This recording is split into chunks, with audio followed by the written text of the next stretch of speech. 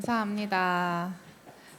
오늘 다시 이렇게 우리 산들교회 와서 부모님들 만나게 돼서 너무나도 감사하고 영광이고, 제가 열심히 논문 작업을 하는 동안에는 이렇게 강의, 특강 부탁 들어오는 걸 다 거절했어요. 왜냐하면 뭔가 집중을 해야겠구나 그랬는데, 그게 딱 끝나고 나서 처음으로 다시 딱 강의를 해주세요 연락 온 게 여기였어요. 그래서 처음에는 또 거절했거든요. 또 근데 왜냐면 너무 오랜만에 또 한다는 생각도 들고, 막 WC 너무 바쁘고 정신 없어서 저를 재충전하고 싶은 마음이 들었는데, 하나님이 쓰실 때 마음껏 하나님이 쓰임 받는 도구가 돼야겠다 생각이 들어서 여기에 오게 됐고, 전 특히 이렇게 부모 교육, 부모 특강 이런 게 저한테는 되게 재밌고 반가워요. 왜 그런가 했더니, 저는 제 직업적 특성상 상담사, 치료사잖아요. 그러다 보니까 제 직업적 특성상 다시 안 보면 좋은 직업이에요. 사실 다시 보면은 또 어디가 아프셔서 오셨구나 이렇게 되니까. 근데 이런 부모 교육과 부모 특강은 좀 우리가 같이 서로 소통하고 서로 성장하고 같이 좀 나눔과 배움을 할 수 있는 자리여서 참 좋은 것 같습니다. 일단 저를 아시는 분도 있으시고 모르시는 분들도 있으실 수 있어서 일단 제 소개를 드릴게요. 제 소개를 드려야 저와 함께 하신 1시간 동안 많은 그 퀘스천들이 조금 많이 벗어나실 것 같아가지고, 저 다음 주에 박사 드디어 졸업해요. 그래가지고 정말 주님의 은혜로 하나님 앞에서 빨리 세상 학문 끝내고 저 빨리 전도자의 삶에 집중하면서 많은 교회, 많은 렘넌트 살리고 싶어요. 하나님이 그 기도가 좀 마음에 드셨던 것 같아요. 그리고 이제 엔젤맘의 심리 상담센터라고 강서구에 그 저희 태영아 라면 다 아시는 최지영 전도사님 아시죠? 그 전사님이랑 같이 센터를 차렸어요. 그래서 거기서 렘넌트들을 좀 돕자, 렘넌트들을 살리자라는 생각으로 해서 거기서 교육실장으로 놀이치료사나 부모교육 특강 그렇게 진행하고 있습니다. 그리고 혹시 여기 어머님들 중에 그로잉맘이라는 육아 컨텐츠 아시는 분 있으세요? 우리 어머니 너무 복음만 하셔가지고 그죠?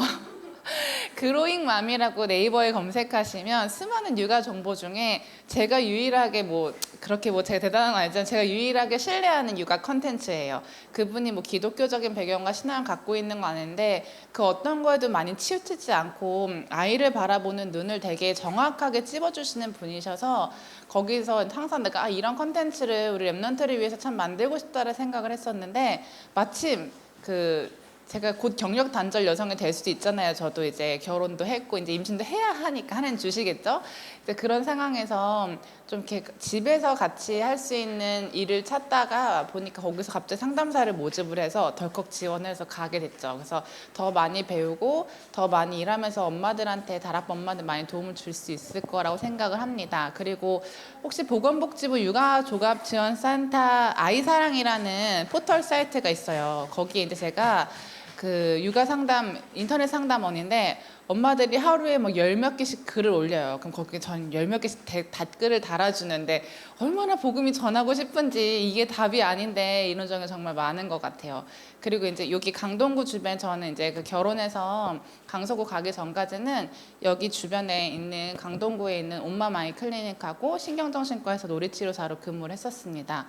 여기까지는 제 그냥 세상적인 프로필이고, 이제 저는 저의 정체성은 이제 6번에 쓰인 것처럼 저는 하나님 앞에서 정말 숨은 치유 사역자, 렘넌트 사역자로 불려지는 게 저의 가장 큰 정체성의 목표고 목적인데, 대부분 많은 다락방에서 이렇게 상담을 전공하시고 심리치료를 전공하신 분들은 98% 정도는 왜 이거를 전공했는지 우리 전공자들끼리 얘기를 하다 보면은 전도에 너무 중요한 도구가 될 수 있을 거라는 그 믿음으로, 상담이 얼마나 사람의 마음을 열고 하니까 대부분 그런 세계복음만의 비전과 꿈을 가지고 이 직업을 선택하시고 공부를 많이 하시거든요.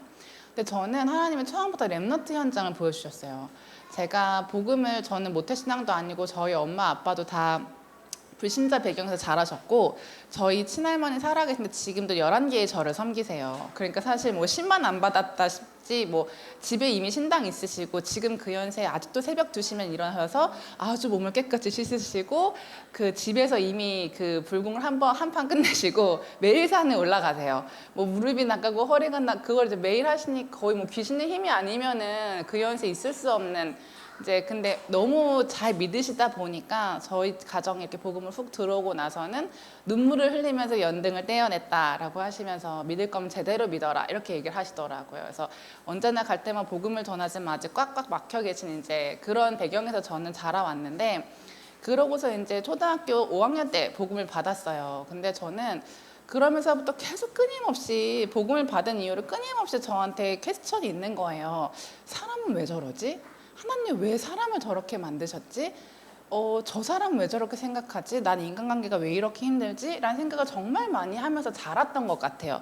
근데 그 누구도 저한테 답을 주지 않고 창세기 3장이라는 거예요. 그래서 그런가 보다 하고 이제 잘 마음속에 꿋꿋이 묻어놓고 살아온 것 같아요. 그러다가 뭐 저도 청소년 시절에 뭐 날라리들이랑도 어울리고 그러다가 왕따를 시키기도 하고 왕따를 당하기도 하고 뭐 그러다 결국은 또 재수도 하고 그러다 결국은 미대를 갔어요. 그래서 미술을 공부하는데 계속 미대에서 물어봐요. 질문이 나는 누구인가를 자꾸 그림으로 표현을 하래요. 그러니까 그때부터 정체성 혼란이죠. 왜냐면 제가 그림을 그리면 아직 치유되지 않은 나이기 때문에 되게 어둡고 막 음침하고 막 그런 그림이 나와요. 근데 그리고 다시 예배 자리에 가면 나는 그런 존재가 아닌데 그래서 막 억지로 재해석한 그림을 한 번씩 그려보는데 그게 저한테는 계속 갈등의 요인이었던 것 같아요. 그러다가 일단 제가 이제 졸업을 하고 뭐 광고회사에도 취직하고 이랬다가 결국엔 졸업 전시회 때 치유라는 주제로 졸업 전시를 한 이후에 제가 새로운 그 인생의 여정을 허락하세요. 백수의 길에 접어들게 돼요. 그래서 이제 그 시간 속에서 하나님을 조금 찾고 나의 인생을 돌아보는 시간을 갖게 되면서 그때 이제 저희 참사랑교에 있는 비전스쿨에 이제 하나님이 이제 사모님이랑 목사님이 여기서 애들을 좀 가르쳐라, 미술을 좀 가르쳤으면 좋겠다라고 해서 알바 개념으로 이제 시작을 제가 그렇게 하게 된 거예요. 근데 그때 저는 약간의 충격을 받았어요. 랩런트 애들은 이제 집에 가서 애들한테 그림 그렇게 그리지 마 이렇게 말씀하시면 안 되는데 그림을 그리면서 막 저한테 얘기를 해요. 선생님 어제 엄마가 아빠한테 욕했다요 막 이런 거 있잖아요. 그래서 아빠가 열받아서 그 그릇을 집어 던졌다요. 그래서 엄마가 집을 나가서 저는 어제 혼자 잤어요. 막 이런 거를 막 얘기를 하는 거예요.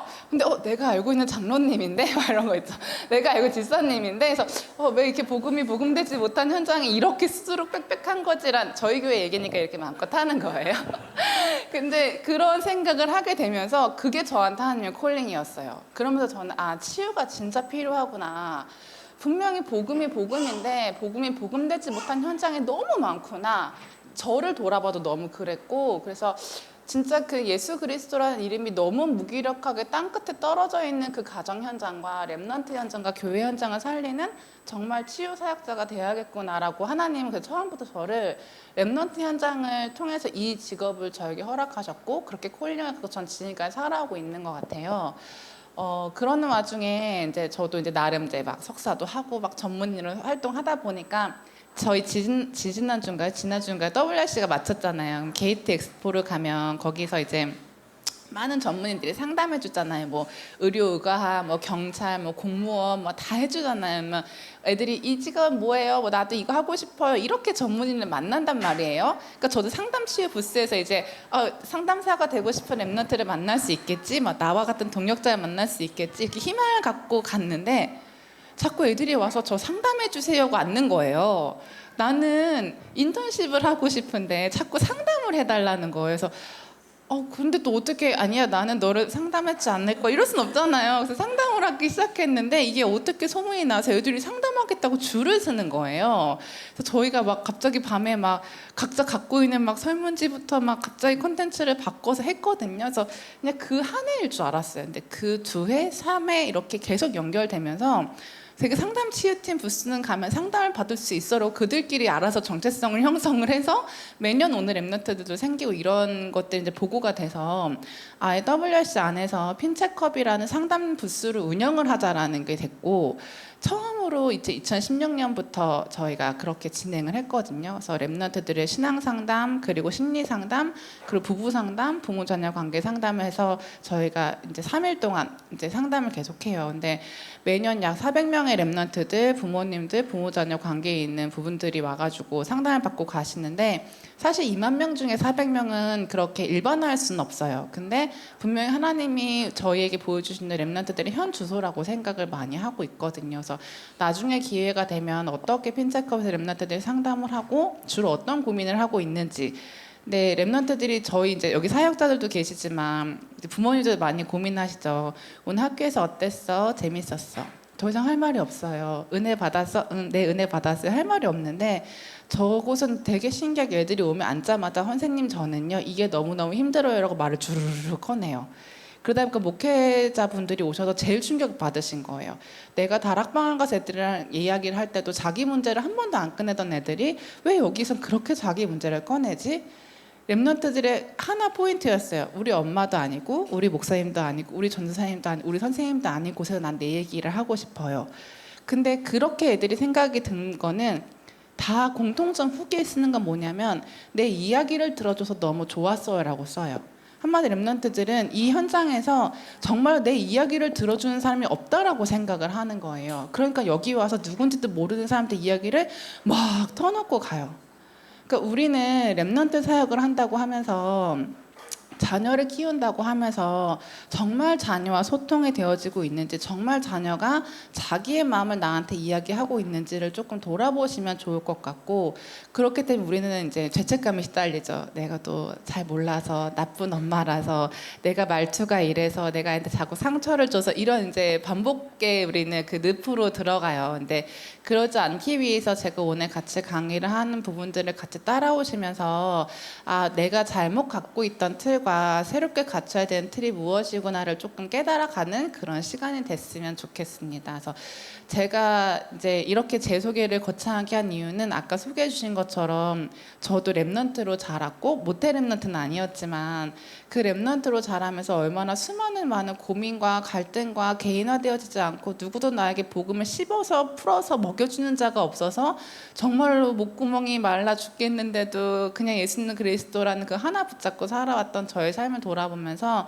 우리 랩런트들은 그러지 않았으면 좋겠다라는 하나의 소망을 갖게 된 것 같아요. 그래서 지금도 많은 랩런트들을 만나고 있고 상담을 하는데 80% 이상의 랩런트들이거든요. 근데 그래서 지금 저희 센터에서만이 아니고 저 정신과 다닐 때도 그랬어요. 그래가지고 많이들 연결돼서 오시니까 그래서 많이 아프구나. 세계복음화를 해야 되는데 세계복음화를 해야 되는 랩런트들이 다 많이 아프구나. 물론 하나님은 아픈 랩런트도 쓰세요. 근데 21세기에 하나님이 하기 원하시는 진짜 미래의 랩런트 운동 그렇지 않지 않을까라는 생각을 참 많이 하게 되는 것 같습니다.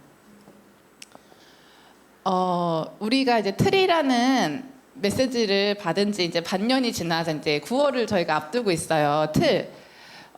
틀이 뭘까요? 우리가 옛 틀을 버리고 새 틀을 갖춰야 돼라는 메시지를 아마 강단에서 매주 들으시죠.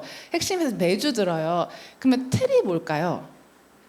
하루는 교회에서 랩런트가 엄마 틀이 뭐예요? 이렇게 물어봤어요. 그랬더니 엄마가 틀이야 이러는 거예요.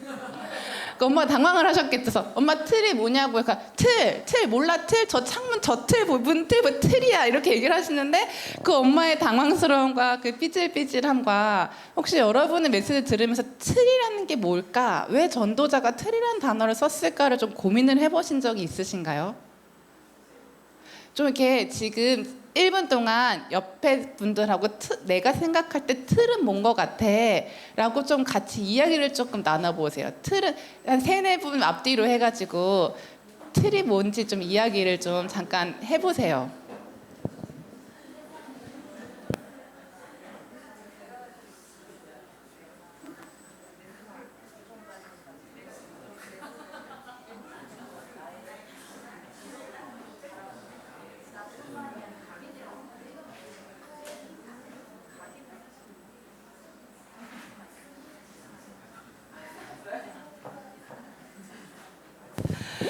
이야기 한번 해주실 수 있으세요?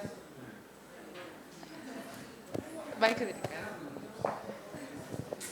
원래 앞에 앉으게. 네, 네. 세상이 가지고 있는 규칙 그리고 뭔가 픽스된 룰 뭐 그런 어떤 그런 고정돼 있는 그런 걸 얘기하는 게 아닐까. 문화나 이런 것들. 네, 네. 규칙. 여기.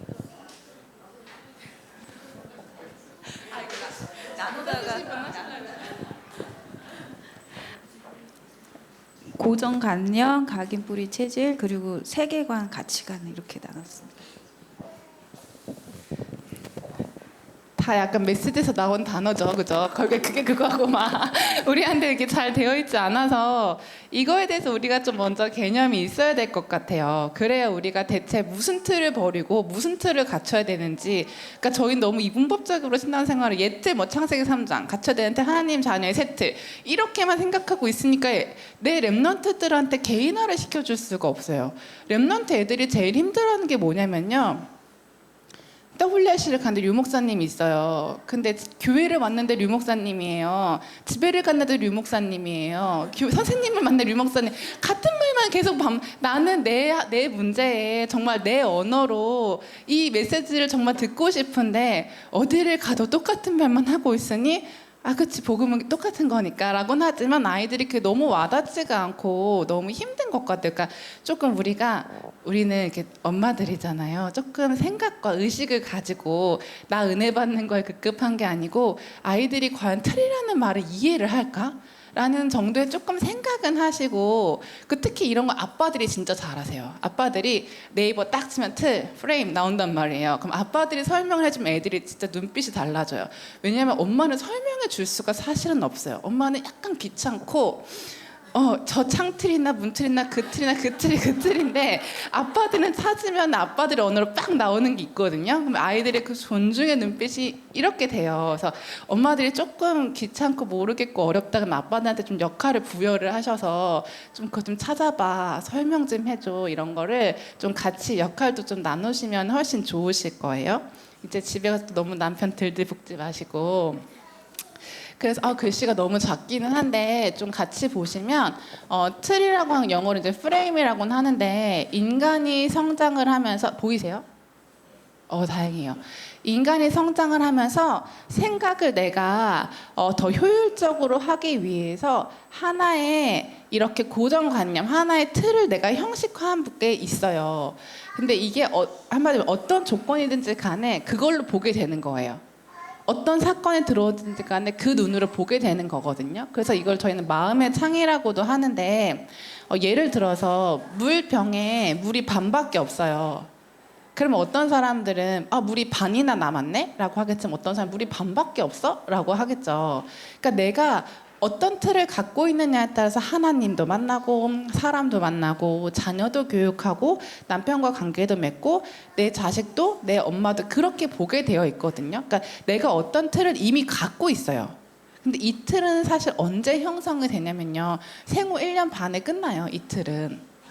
그렇기 때문에 우리가 흔히 생각하는 각인뿌리 체질 그 각인이 요 틀이 아까 말씀하시는 것처럼 맞기는 맞는데 내가 어떤 틀을 갖고 있는지를 알아야 돼요. 그러니까 우리 각인뿌리 체질 메시지 나온 다음부터 랩런트들이랑 포럼을 하면 각인을 치유해야겠어요. 이렇게 진짜 포럼 정말 많이 하거든요. 그럼 다시 물어봐요. 그럼 너한테는 뭐가 각인되어 있는 것 같아? 그러면 게임 중독, 스마트폰 중독 여기까지는 그래도 좀 많이 나와요. 요즘에 옛날에는 안 나왔어요. 그럼 너는 왜 스마트폰이랑 이런 게임 중독이 되어 있는 것 같아? 이렇게 하면 그때부터 이제 대답을 못하는 거예요. 그러니까 그 각인이라는 그 단어는 이렇게 나의 인생을 지배하고 있는데 우리는 그 각인이라고 하고 틀이라고 하는 거에 대해서 너무 개념이 없어요. 그러다 보니까 우리가 이걸 어떻게 바꿔야 되는지 어떻게 기도해야 되는지조차도 감을 잡지 못하고 약간 무감각한 상태로 그냥 메시지를 계속 받는 거예요.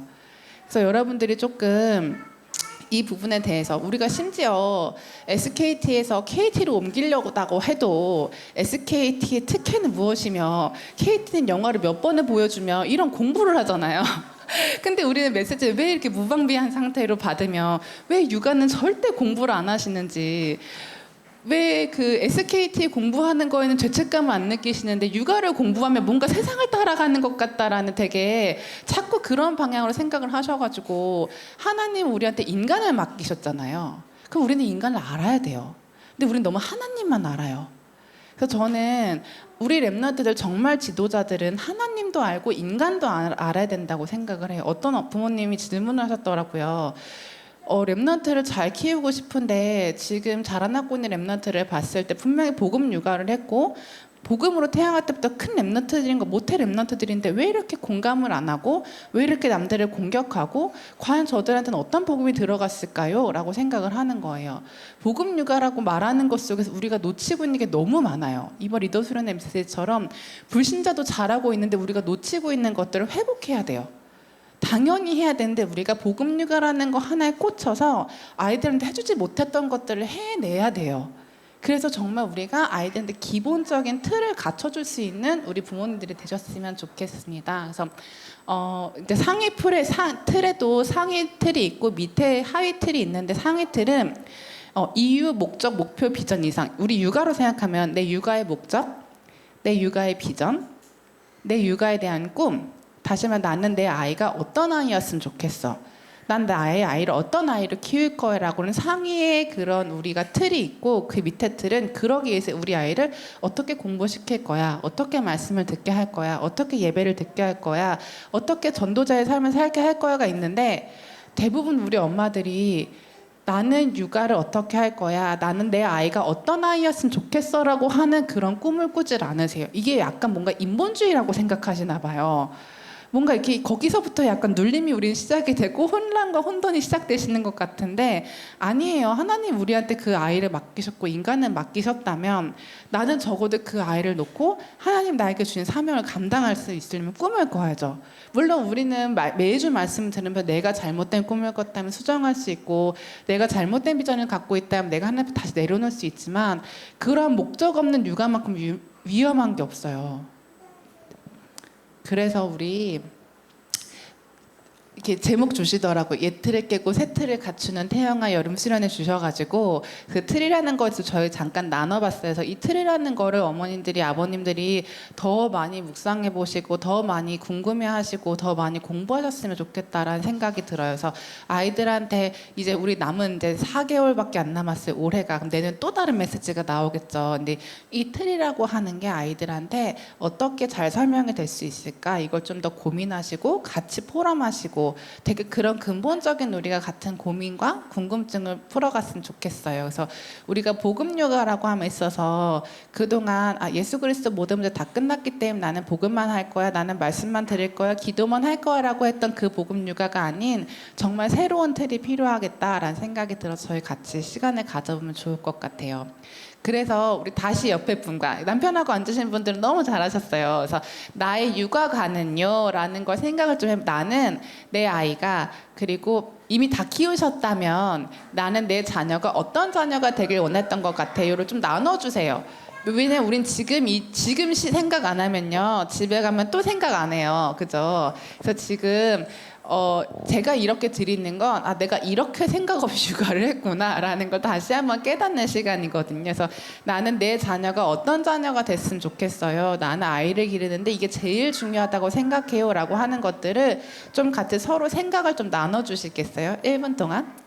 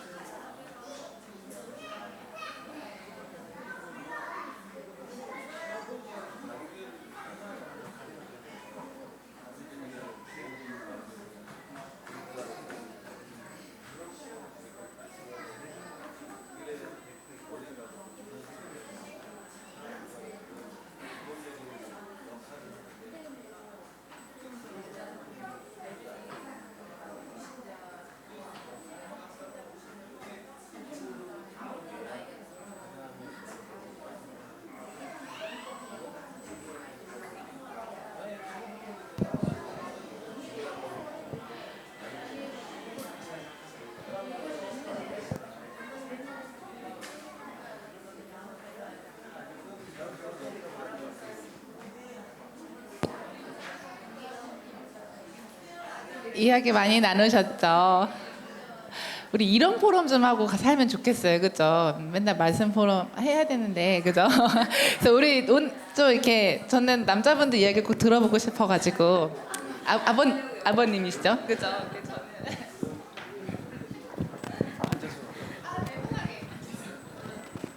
저는 그 첫 번째 질문과 두 번째 질문이 같은 대답인데요. 저는 이제 제 경험과 제 의지와 제 어떤 의도의 프레임이 포함되지 않은 행복. 그 아이한테 최고 가치는 저는 행복이라고 생각을 합니다. 근데 그 행복이 저도 이제 불신자 가정에서 자라다 보니까 무슨 이런 행복을 느껴야 돼 이런 게 아니라 진짜 그게 그 아이가 하나님과 관계에서 정말 행복하면 그 이후에 우리가 얘기하는 것들은 자연스럽게 따라온다고 생각을 해서 저는 가치도 가장 중요하게 생각하는 가치도 행복이고 그리고 그 아이가 행복한 사람으로 자라나면 된다고 저는 그런 육아관을 가지고 있습니다. 감사합니다. 우리 박수 한번 주세요. 멋있어요. 너무 제 개인적인 소감을 우리 아버님도 어떻게 키우셨는지. 네, 저는 뭐 이제 자녀들은 다 커서 성인이 됐으니까. 근데 사실은 이 기독교 그 식으로 애들은 자라났어요. 그런데 여기 다락방 이런 복음 메시지로 자라난 게 아니라 일반 교회에서 자라났기 때문에 오직 그리스도라는 걸 모르고 그냥 예수 믿는 걸로 만족한 걸로 지금 그렇게 살아가고 있어요. 그래서 그게 좀 안타깝고 또 하나는 우리 이제 손자들한테는 이 복음을 심어주기 위해서 참 애를 많이 쓰고 그러는데 이 말씀 안에서 말씀 중심으로 이렇게 모든 걸 해나가면 좋겠는데 근데 또 그 아이들의 그 부모들은 이 세상적인 걸로 자꾸만 주입을 시키기 때문에 그게 좀 안타깝고 그런 면이 있어요. 그래서 참 이 어떻든 이 그리스도 안에서 복음으로 자라나게 했으면 좋겠다. 그래서 말씀을 자꾸 넣어주고 있습니다.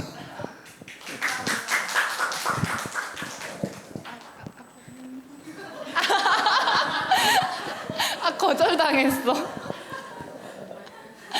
괜찮습니다. 저는 거절당해도 괜찮아요. 그러면 아버님 맞으시죠?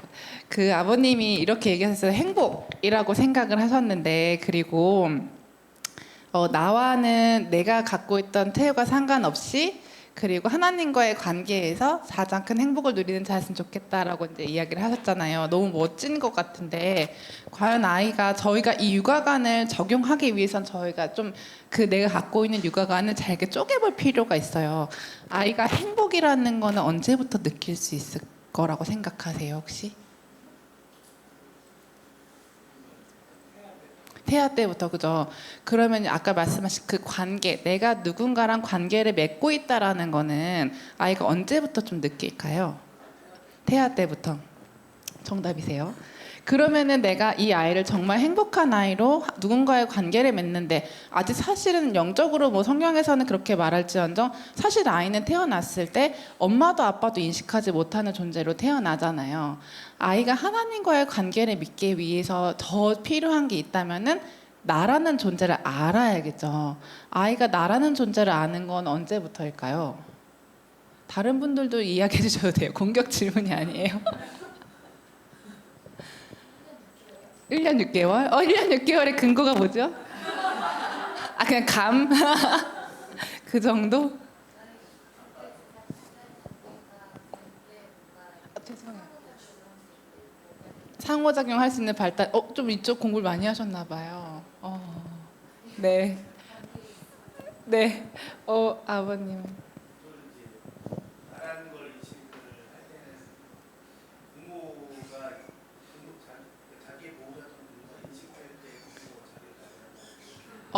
네, 맞아요. 그것도 맞는 말이에요. 그러니까 저는 지금 정답을 드리려고 하는 게 아니고 이런 거에 대해서 쪼개서 생각하실 수 있어야 돼요.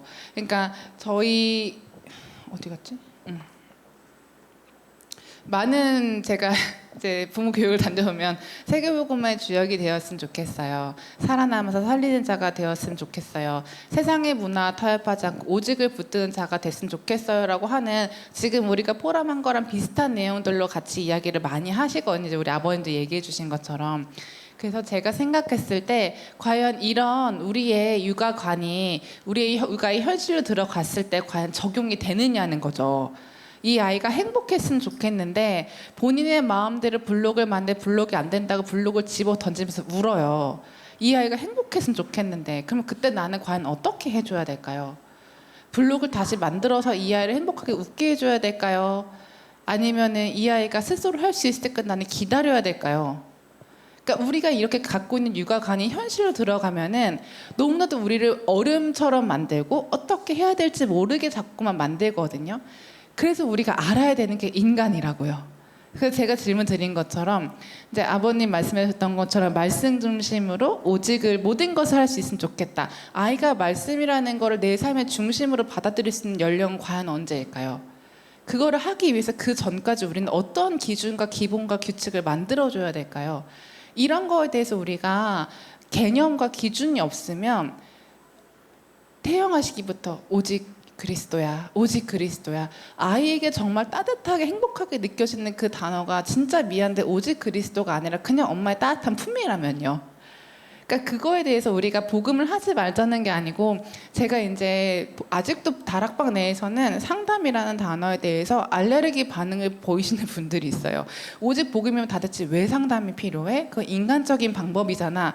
근데 저는 제가 이거를 공부하면서 인간을 공부하면서 저의 내린 결론은 복음이 복음되게 하는데 제일 빠른 방법이었고 내가 갖고 있는 이 복음이 성경에 쓰여져 있는 이 복음이 제일 풍성해지게 하는데 저한테는 정말 답이 되고 길이 되는 거였어요. 복음보다 절대 위에 있다는 게 아니고 하나님 우리는 진짜 복음의 그 1%라도 알고 과연 천국을 갈까요?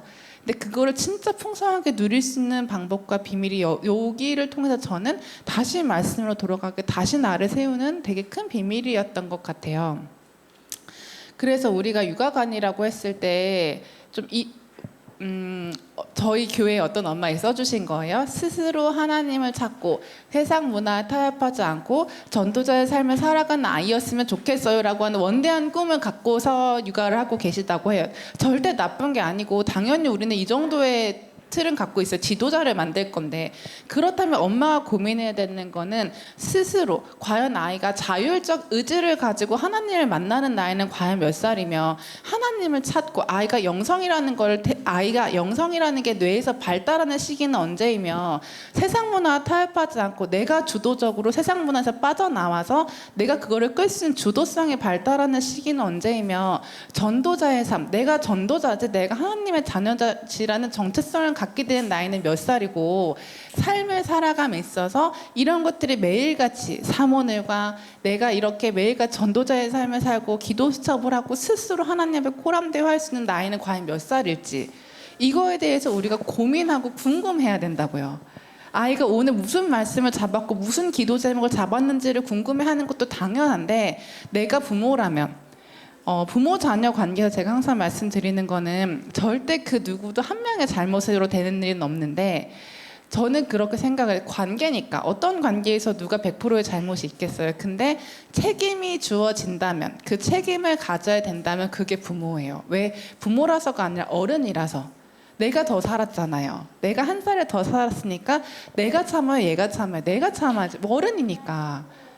그렇기 때문에 우리가 한 발만 더 앞서서 육아를 한다면 아이가 주저주저하는 그 포럼이 실제가 되기 위해서 엄마 나는 올해부터 행복한 하나님의 자녀가 되고 싶어요. 엄마 나는 세상의 틀이 아닌 하나님의 틀로 살아가고 싶어요라는 아이의 그 기도 제목과 그 말씀 포럼이 실제로 이 아이의 삶으로 적용되기 위해서 나는 과연 어떠한 질문을 하고 하나님 앞에서 아 그래 나도 그렇게 같이 기도해 줄게 똑같이 컨시컨부에서 그 기도를 하는 게 아니라 그 기도가 진짜 이 아이의 실제 삶에 일어나기 위해서 내가 어떤 고민을 해야 되느냐는 거죠. 그러기에는 너무나도 육아가 현실이고 너무나도 삶이 치열하시겠지만 하나님 앞에서 이렇게 말씀을 쪼개서 아이의 이야기를 쪼개서 아이와의 포럼을 쪼개서 묵상할 수 있는 우리 엄마 아빠가 됐으면 좋겠어요. 그거가 우리한테 진짜 필요한 것 같아요. 그렇지 않으면 개인화가 일어나질 않아요. 그러지 않으면 아이들이 류 목사님, 여기도 류 목사님, 저기도 류 목사님, 우리 집에도 류 목사님, 엄마도 류 목사님, 아빠도 류 목사님, 너무너무 맞는 말은 내 삶에 그걸 적용하기까지 우리가 삶에서 경험했던 그 어려움이 애들한테 똑같이 경험해야 된다고요. 그래서 우리한테 사역자도 세우셨고 전도사님도 세우셨고 그리고 나를 부모로 세운 거라니까요. 그 책임감이 여러분한테 있어요. 저는 오늘 거룩한 부담감을 팍팍 드리고 갈 거예요.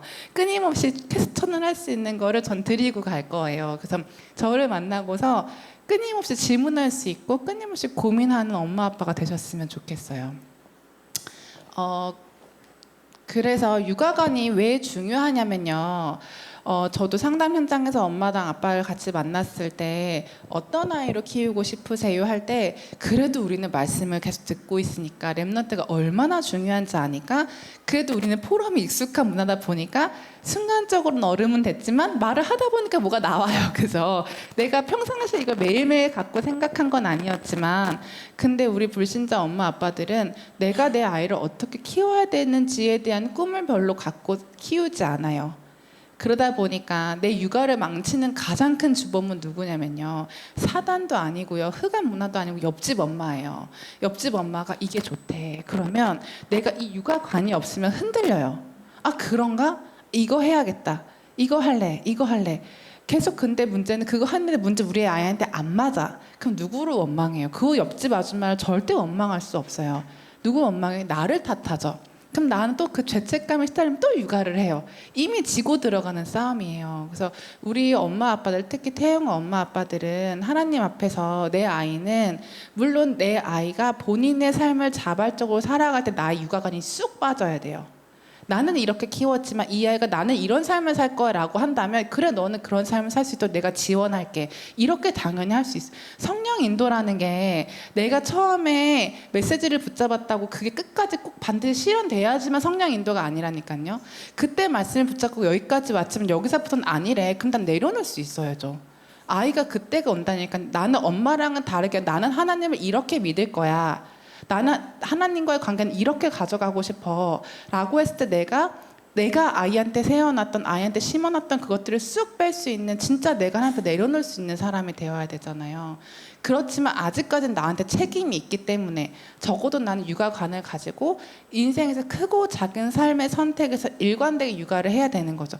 말투만 아 그랬구나 우리가 일관되게 제일 많이 할 땐 뭐예요? 유튜브를 금지할 거야. 너는 앞으로 이걸 할 수 없어. 지금 밥 먹지 않으면 안 돼라고 하는 그런 부분들에서만 일관성이 아니고 내가 아이한테 어떤 날은 화내고 어떤 날은 짜증을 내고 어떤 날은 사랑한다고 말을 할지언정 내가 갖고 있는 이 줄기 하나는 뚝 완전 굳게 박혀 있어야 되는 육아관이 있으셔야 돼요.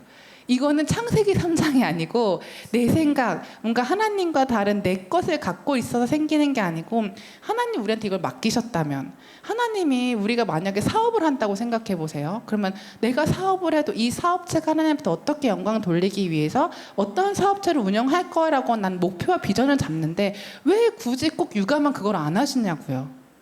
저는 그게 제일 큰 그 퀘스천이 우리 다락방 엄마들한테 그렇게 하는 게 뭔가 내 생각, 뭔가 내가 주인 되어서 뭔가 하는 것 같다는 그 죄책감이 있으신가 봐요.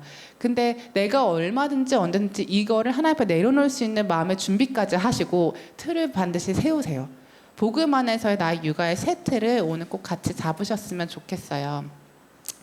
그리고 육아관의 중요한 이유는 막연한 기대감에서 현실로 자꾸만 가지고 오셔야 돼요. 우리 아까 얘기했던 것처럼 아이가 이따 말씀드릴게요. 자율성이라는 게 2세, 3세, 4세에 발달을 하는데 아이가 0세부터 자율성이 발달해 너가 너희 스스로 기저귀를 갈았으면 좋겠어라는 막연한 기대감을 나는 갖고 있다면 요즘 아빠들이 그런데 내 아이는 그냥 뱃속에서 태어날 때부터 엄마 이러고 태어났으면 좋겠다. 그러니까 너무 태영하시기가 힘든 거를 주변 너무 많이 보니까 그래서 애를 안 낳고 싶다라는 게 많이 있죠. 인간을 하나님이 어떻게 태영하시게 만드셨고 어떻게 유하시게 만드셨고 어떻게 유치시기를 주셨는지 하나님이 그 전능하신 하나님이 그냥 인간이 지금 우리처럼 살아가면 전도자의 삶을 살아가는 이 전도자만을 원하신다면 그 어린 시절을 왜 허락하셨겠어요? 태어날 때부터 엄마 하고 걸어 나왔겠죠. 엄마하고 걸어 나와서 하나님하고 믿으면서 교회 가서 예배 드렸겠죠. 근데 그 전 시기가 있다는 거예요. 그 인생을 좌지우지하는. 그래서 우리가 건강한 육아관을 세우기 위해서 정말 부탁드리는 거는요. 우리가 갖고 있는 육아관의 대부분은요. 나의 부모가 가졌던 육아를, 내가 받았던 육아를 대부분 그대로 해요. 아니면 내가 받았던 육아가 너무 싫어서 그 반대 육아를 대부분을 해요. 대부분 이 두 가지 틀에 우리는 갇혀 있거든요. 그 틀에서 그냥 복음을 씌우는, 덧입히는 정도의 수준이 아니어야 될 것 같아요. 그래서 그리고 또 한편으로는 지식이 너무나도 없는 육아관. 제가 다락방에서 같이 엄마들을 만나면서 부모의 무지함에서 아이의 영적 문제를 산출하고 있는 현장을 너무너무 많이 봐요. 그러니까 엄마가 무식해서라는 말이 아니고 인간에 대해서, 하나님 만드신 인간에 대해서 너무 감이 없어요. 하나님이 어떻게 인간을 만드셨는지, 인간이라는 존재가 어떻게 가는지. 그래서 저도 조금 나이가 들다 보니까 아이들이, 후배들이 이제 RTS 갈 거야, 신학교를 갈 거야 이렇게 고민을 하면서 많이 진로 상담도 하면 너무나도 지원하죠. 내가 너를 지금까지 야라고 불렀지만 전도사님으로 부를게 라고 하면서 제가 꼭 같이 기도해 주시면 하는 말이 있어요. 너는 반드시 앞으로 우리 다락방의 미래를 이끌어갈 전도자로서 하나님을 알고 사람을 아는 전도자가 되어달라, 꼭 그렇게 같이 기도를 하거든요. 하나님도 아시고 사람도 알았으면 좋겠어요. 물론 우리 우선순위는 하나님이에요. 그렇지만 나는 사람이잖아요. 내가 관계에 맺는 남편은 사람이고 내가 키우는 아이는 사람이잖아요. 그럼 사람을 알아야 돼요. 우리가 너무 오직 복음한다고 하는 그 틀에서 놓치고 있는 것들에 대해서 조금 회복하세요. 찾아오세요. 사람이 뭔지, 사람의 마음이라는 존재가 뭔지를 조금 찾아오시고, 감정이라는 게 뭔지, 공감을 하기, 왜 엄마들이 우리가 육아하면서 제일 많이 힘든 게 뭐예요? 그놈의 공감이 너무 어려워요. 대체 그놈의 공감이 뭐길래 뭐만 하면 자꾸 공감을 해주래요. 근데 공감이 어려운 이유는 대부분 엄마가 공감을 받아본 경험이 많이 없거나, 두 번째는 감정 자체에 대한 오해가 너무 많아요. 특히 우리 다락방은 만약에 아이가 울고 있어요. 그럼 우리는 속았어. 그죠? 쟤 지금 사단한테 속았어. 그러면서 이미 저거 빨리 눈물을 그치게 해줘야 돼. 빨리 이 상황을 끝내야 돼. 그리고 다시 우리 하나님께 기도해야 돼. 하나님이 우리 인간한테 주신 감정 중에 나쁜 감정은 단 하나도 없어요. 하나님이 우리한테 주신 짜증, 우울, 분노, 불안, 외로움, 이 모든 감정은 하나님이 허락하신 거, 그 감정은 절대 나쁜 것도 아니고 속은 것도 아니에요. 물론 그 자리에 너무 오랫동안 머물러 있다 보면 사단의 속임수에 속을 수가 있어요. 그렇지만 하나님이 그 감정을 허락하신 이유는 그걸 통해서 하나님을 만나라고. 우리 인간이 결국은 하나님을 어떻게 만났어요? 수치심과 좌절과 내가 더 이상 할 수 없는 그 한계 속에서 하나님을 만났죠. 그게 영적 문제가 아니에요. 그냥 하나님을 만난 통로예요. 우리의 감정도. 그렇다면 우리 아이들이 그 감정을 느낄 때 기회로 보셔야죠. 속았어. 이미 속아서 힘들어하고 있는 아이한테 속았어. 결박하고. 그러지 마시고 그때 그 공감을 해주시면서 하나님을 어떻게 하면 이 아이가 이 순간 하나님을 만날까. 그게 엄마랑 자꾸 연습이 돼야 학교를 가서 엄마가 없는 상황에서 내가 스스로 하나님을 찾는 아이가 되고, 그 순간 내가 빠르게 거기서 벗어날 수가 있거든요. 그 경험이 없으면 계속 속아요. 우리의 바람인 것 같아요. 마치 속기를 바라시는 게 진짜 아닐 텐데, 그죠? 그래서 우리에게 하나님이 맡기신 자녀라는 이름의 인간에 대해서 조금 알아가는 시간을 저랑 같이 지금 이제 가지실 거예요. 그래서 하나님이 만드신 인간의 발달과 성장에 숨겨진 복음 육아의 길과 복음 육아의 미션이 있다고 저는 생각을 해요. 그래서 이 부분에 대해서 우리 같이 알아보는 시간을 조금 가져보도록 할게요. 이것도 글씨가 좀 작고 한데 잘 보이실 거라고 저는 믿고 나중에 자료 드릴게요. 그래서 너무 열심히 적지 마시고 같이 들으시면서 조금 느껴보시면 좋을 것 같아요. 우리 이제 태어날 시기에 아이들이 엄마 뱃속에 있다가 태어나요. 아이들이 엄마 뱃속에서는요. 울 일이 없어요. 내가 기저귀가 부족하고 기저귀가 축축할 일이 없거든요. 알아서 다 모든 게 해결이 돼요. 내가 배고프면 알아서 그냥 엄마로부터 그냥 알아서 영양분이 들어오고, 내가 그냥 싸고 싶으면 싸고, 근데 그 싼 게 내가 기분이 나쁘지 않게 다 해결이 돼요. 그냥 깜깜해지고 그냥 난 또 자고 또 놀다가 또 자고. 이게 아이들한테는 거의 천국이라고 해요. 근데 그 천국에서 아이들이 추방당한 거예요. 언제요? 아이들이 생일로 처음 태어난 날. 아이들은 천국에 거의 추방되어서 난생 처음 보는 빛을 보고 너무나도 불쾌감을 느끼고 그때부터 이제 울어 제끼기 시작을 하는 거예요. 우리 다 키워보신 분들 알겠지만 저도 아직까지 육아 경험은 없지만 너무나도 많은 조카들을 옆에서 같이 보면서 이제 부모들이 제일 당황해할 때는 뭐냐면 산후조리원에서 나와서 집에 가는 그 차 안에서 아이가 30분 동안 울음을 그치지 않아. 목이 쉴 것 같이 너무 막 애처롭고 불쌍한데 도와줄 길이 없어. 이유도 모르겠고 그날 밤은 결국 하루 종일 울어서 목이 쉰 채로 잠이 드는 거예요. 그때부터 육아 현실이 시작이 되는 거죠. 이 시기에는요 아이들이 완전히 그 본능에 몰두가 돼요. 우리가 아이가 행복했으면 좋겠고 하나님을 알아가는 아이였으면 좋겠고 아이의 이 본능이 반드시 채워져야 돼요. 애착 우리가 그렇게 흔히 말하는 애착 형성의 시기거든요. 이 시기의 아이들의 주요 메시지는 엄마는 나고 나는 엄마야. 이게 돼 있거든요. 요 시기에서 아이가 그 다음 단계로 가면 아니야 나는 나야 이렇게 되는 것들이 그럼 나는 뭐를 잘해 이렇게 결국 엄마로부터 분리해서 내가 점점점 나오는 데가 되는데 요 시기에 고착된 아이들은 초등학교 2학년이 되고 3학년이 돼도 엄마를 볼 때 엄마가 나한테 뭔가 하지 말라고 말만 하면 엄마를 보면 어떻게 너가 나한테 이럴 수가 있어 이 눈빛으로 엄마를 대하거든요. 요 시기를 근데 충분히 경험을 해야 돼요.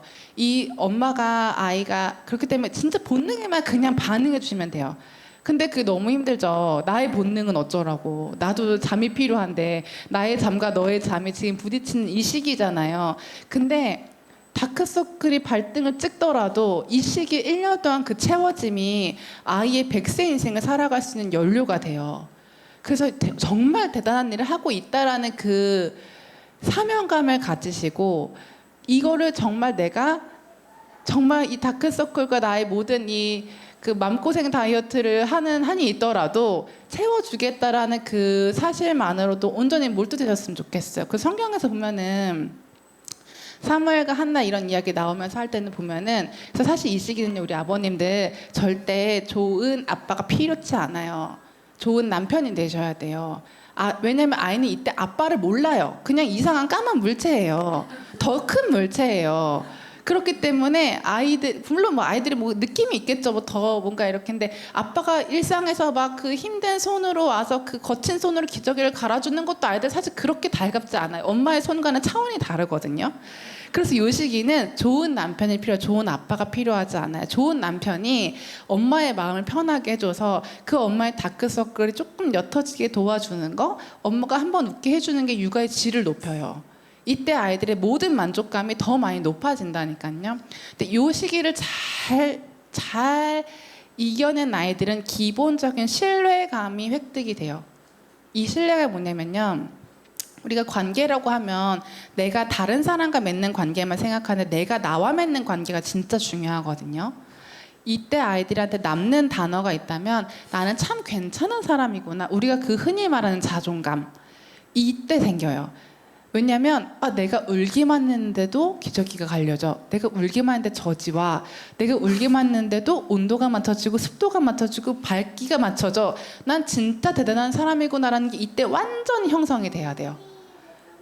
그게 우리 옛날 어른들 손 탄다고 제 지금 엄마 아빠 뭐 일부러 저런다고 안아주지 마라 저 등 센스 어떡할 거냐 이러죠. 절대. 그래서 이때 엄마들이 제일 많이 하는 게 수면 교육과 수유 습관도 있는데 이것도 우리가 많은 세상의 육아 정보에 의해서 해야 될 것 같고 내 아이만 지금 통잠을 못 자는 것 같고 왜 내 아이는 1시간에 한 번씩 해서 젖을 먹고 토하기 반복을 하는지는 모르겠지만 아까 말씀드린 것처럼 그 어떤 세상의 지식보다도 웬만하면 아이 욕구에 더 많이 맞춰주도록 노력을 하시는 그 1년 반이 진짜 아이의 평생을 살아가게 할 거예요. 그게 된 아이들은 난 참 괜찮은 사람이구나. 이 세상은 살아갈 만하구나.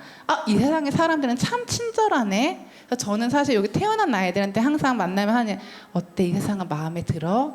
넌 네 엄마가 마음에 들어? 이 말을 참 많이 해요. 그 알아듣지도 못한 애들한테. 아이들은 단 한 번도 부모를 선택한 적이 없거든요.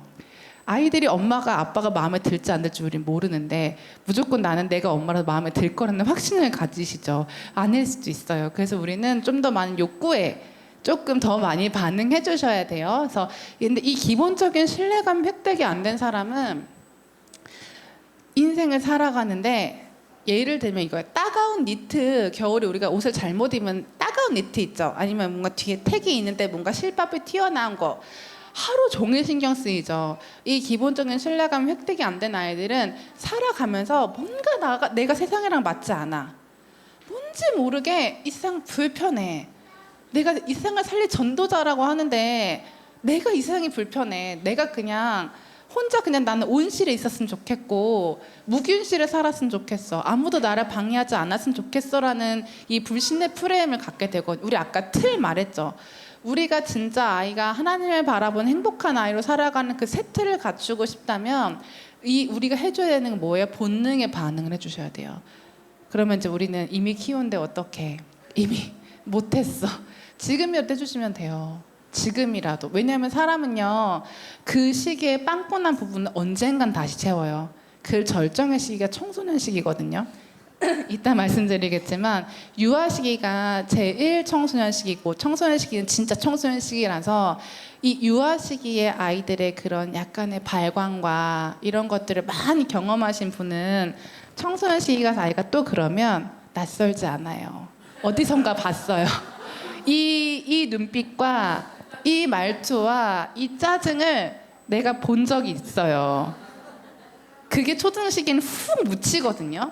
치유가 다 됐다고 생각해요.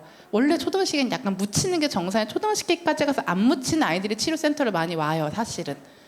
그래서 이게 진짜 치유가 됐느냐 안 됐느냐 청소년 시기 가면 딱 우리가 육아 보고서를 받아본 느낌이에요. 아, 내가 그래도 잘 그 구멍을 메워줬구나. 아, 구멍이 하나도 메워지지 않은 채 지금 내가 받아내는구나. 청소년 시기 때 마주할 수 있을 거예요. 저희 엄마 아빠도 많이 마주하셨죠.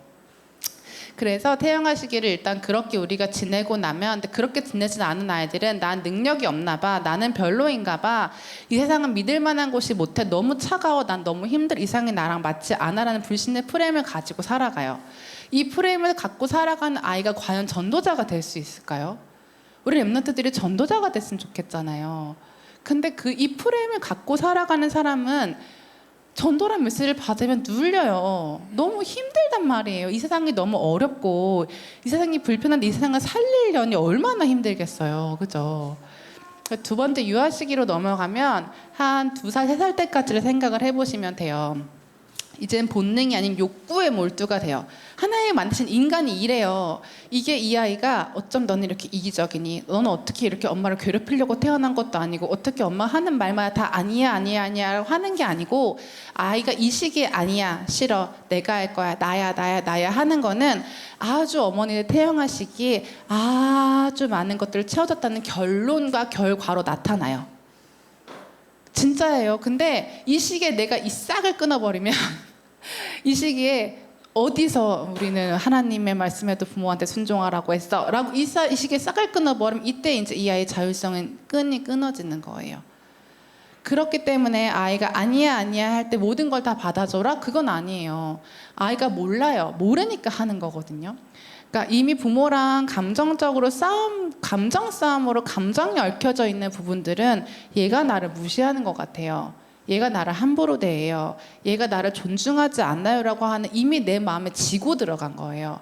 근데 아이들은 그럴 마음이 생각보다 많이 없어요. 그냥 엄마를 미워하고 싶은 것도 아니고 엄마를 막 그렇게 무시하고 싶은 것도 아니고 그냥 나는 나를 만끽하고 싶은 거예요.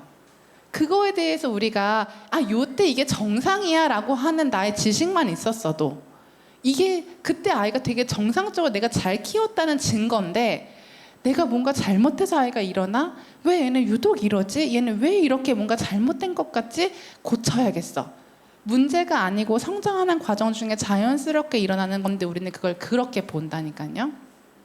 나중에 다 자료 드릴게요. 열심히 찍지 않으셔도 돼요. 그래서 이 시기에 그렇기 때문에 아이들한테 모든 거를 허용해 줄 수는 없어요. 왜냐면 아이들이 일단 걷기 시작하죠. 뛰기 시작하죠. 물건을 깨트리기 시작하죠. 해서 우리는 아이들한테 안 되라는 말을 할 수밖에 없고 해야 돼요. 아닌 건 아니라고 가르쳐야 돼요. 그렇다면 아이들한테, 그래서 어머니 조금 해주실 수 있는 건 놀이에서만이라도 제발 아이들이 마음껏 놀 수 있도록 허용해 주세요. 놀이에서 아이들이 공격 놀이를 해. 공룡같이 해. 그럼 우리는 왜 쟤는 이렇게 자꾸 이것만 하고 있고 왜 자꾸 때리고 부수고 왜 저러지? 제 마음속에 있는 분노는 대체 뭐야? 왜 우리도 남편이랑 싸우면 죽이고 싶고 칼 들고 싶고 하지만 안 들잖아요. 똑같거든요. 근데 왜 꼭 아이들은 그러면 안 된다고 생각을 많이 하시는데, 그래서 제발 그 놀이를 학습으로 연결시키지 마세요. 아이가 막 그래 이게 동그라미야. 이거 이제 동그라미 세 개면 신호등이 되지. 그러면 우리는 네모도 하얀 네모과 까만 네모를 그러면 횡단보도가 돼. 뭔가 이런 아이가 열심히 무언지 말을 못하는 걸 표현하는 게 놀이인데, 그 놀이를 우리는 주도성을 자꾸 뺏어와요. 여기에서라도 아이가 마음껏 나의 놀이를 표현할 수 있도록. 근데 만약에 아이가 공격 놀이를 하다가 이거를 가지고 엄마한테까지 해. 그러면 허용을 해주면 안 되죠. 아니야, 안 돼. 여기서는 할 수 있지만 엄마한테는 할 수 없어라고 제한 설정. 그럼 아이가 뭐 한 번에 네 그러겠어? 절대 안 그러죠. 아니야, 나 그래도 엄마한테 할 거야. 또 엄마도 싸우고 아빠도 싸우고 할 때지만, 그렇지만 우린 여전히 동일하게 안 된다는 거 알려주시는 거예요. 아이의 아니야 내가 할 거야랑 엄마의 안 돼가 부딪히는 시기예요. 그렇지만 반드시 해줘야 되고, 근데 여기서는 양이 있어요. 그래서 제가 좀 부탁드리는 거는, 돌아가서 내가 과연 하루에 안 돼, 아니야를 몇 번이나 하는지 좀 체크해 보시고, 그 안 돼, 아니야라고 하는 게 얼마나 많은 영역에서 일어나고 있는지를 체크를 해보시고, 제가 부탁드리는 건 딱 3가지부터 시작하세요. 벌써 엄마 말을 안 듣기 시작했다면 더 줄이셔도 좋아요. 그래서 웬만한 건 허용해 주시면서, 그래야 우리가 저 태영아 시기에 유아 시기에 구멍이 채워진다니까요. 그리고 진짜 안 될 거, 이거는 내 문제건 내 성격이건 뭐든지 간에 내 가치관이건, 이건 진짜 내가 못 봐주겠어, 진짜 안 돼 라고 하는 건 3가지만 설정을 하시고, 그 외에는 조금 풀어봐 주세요. 그리고 조금만 바라봐 주세요. 그러면 달라질 거거든요. 아이들은 분명히. 이런 것들이 아이가 하게 된 아이들은 자율성을 획득하는데, 나는 내가 원하는 것을 시도해보고 도전해볼 수 있는 사람이구나 라고 하는 게 생겨요. 아이가 내가 원하는 것을 시도해보고 도전해볼 수 있어야지, 이게 진짜 중요하거든요. 내가 팔다리가 움직이기 시작했는데 이거 내 맘대로 해보겠다는데 그거를 그렇게 무조건 안 된다고만 하면, 아이는 내가 팔다리를 움직이는 게 이렇게 남들한테 불편하게 되는 건가? 난 내가 원하는 거를 하는 게 다른 사람한테 진짜 불편한가 봐. 왜 우리 어른이 되신 분들도 뭔가 내가 하려고 할 때 너무 눈치가 보이고 너무 신경이 쓰이고 이러신 분들 있죠. 요 시기에 상처 있으실 거예요. 요 시기에 내가 무언가를 하려고 할 때 지금 약간 엄마 떠올려 보세요. 그 엄마의 찌그린 미간과 안 돼, 그런 냉정한 그 말투와 절대 안 됐고 진짜 혼날 것 같은 그걸로 내가 진짜 양육을 받았다니까요. 내가 무언가를 내 스스로 한다는 것. 그래서 요 시기가 제일 중요한 시기에 배변 훈련이 시작이 되죠. 내 인생 처음으로 내 힘으로 만들어낸 작품이에요. 아이들 입장에서는 오로지 내 힘으로. 그래서 배변 훈련에 그렇게 목숨을 걸지 마셔라. 아이의 속도가 있다, 제발 기다려 주셔라. 너무 많은 칭찬도 하지 마셔라. 아이가 그렇게 내 힘으로 해낸 걸 칭찬받을 필요, 얘는 이미 충만해요. 이미 너무 뿌듯해요. 그거에 대해서 너무 많이 강화를 주실 필요도 없고, 왜 안 되냐, 빨리 하자, 오늘 기저귀 떼고 자볼까, 그럼 뭐예요, 입을 다 적실 건데. 그렇게 하지 마셔서 이때 이 아이가 내가 내 몸을 내 스스로 내가 무언가를 할 수 있는 사람이구나를 진짜 만끽한다는 건 너무 중요한 거예요. 그래서 우리 잠깐 또 돌아볼까요? 나는 내 아이의 2살 때 과연 어떤 엄마였을까요? 얼마나 미간이 자주 찌푸려졌으며 얼마나 안 된다고 많이 했었을까요? 좀 생각해 보시면 좋을 것 같아요. 그래서 이 시기에, 제가 글씨가 잘 안 보이네요. 이 시기에 이게 아까 말씀드린 것처럼 자율성을 획득하지 못한 친구들은 되게 다른 사람이 나를 불편해한다는 것 자체에 되게 예민해져요. 그래서 다른 사람이 뭔가 불편해하는 것 같으면 내가 무언가 욕구가 올라온 걸 쑥 밑으로 내버리죠. 그냥 이 불편한 관계를 견디지 못해서 그냥 내가 안 하고 마는 사람들, 그런 분들 있으시죠. 나의 과거를 좀 돌아보시면 좋을 것 같아요. 그 다음에 이제 유치원 시기에, 이제 초등학교 들어가기 전까지의 시기, 이 시기에는 엄마도 힘들고 아이도 힘들고 엄청 힘든 시기예요.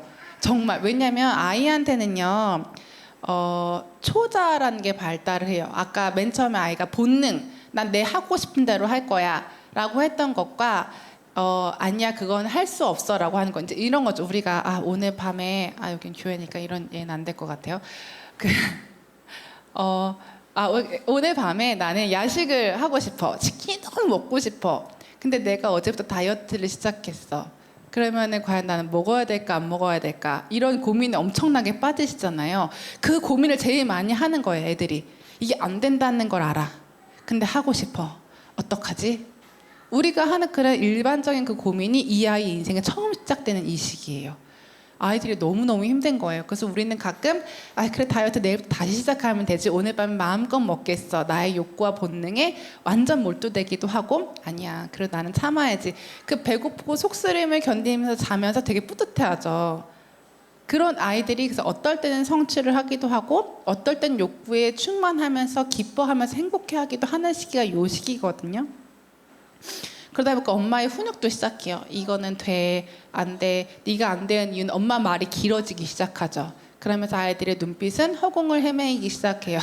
엄마와 눈만 마주치면 잔소리를 들을 걸 알기 때문에 엄마랑 벌써 관계가 흐트러지기 시작해서 그래서 요 시기부터 초등학교 시기까지는 엄마의 초조함, 조급함, 불안함을 잡는 게 키예요. 그러지 않으면 그 전 시기까지 잘 쌓아온 관계를 무너뜨린다니까요. 그래서 다른 아이랑 비교하지 마세요. 아이들의 다른 아이랑 비교를 만약에 하시려면 그 기준점을 플러스 마이너스 6개월로 좀 잡으세요. 내 아이가 평균적으로 6개월보다 조금 느려. 그럼 약간 문제가 있을 수 있어요.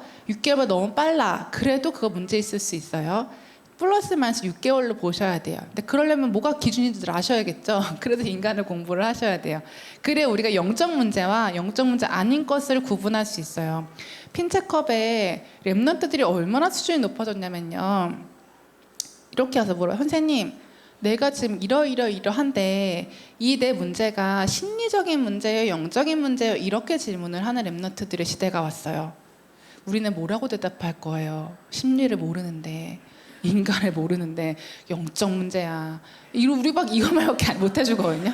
다 영적 문제지 뭐 이렇게. 근데 랩런트들이 이제 그런 시대가 아니에요. 우리보다 더 많은 정보를 유튜브에서 많이 보는데요. 내가 뭔가 문제가 있는 것 같은 유튜브를 바로 검색해서 세상의 말을 먼저 듣는데요. 그래서 우리도 엄마 아빠들이 한 발만 앞서가 주시면 너무 좋을 것 같아요.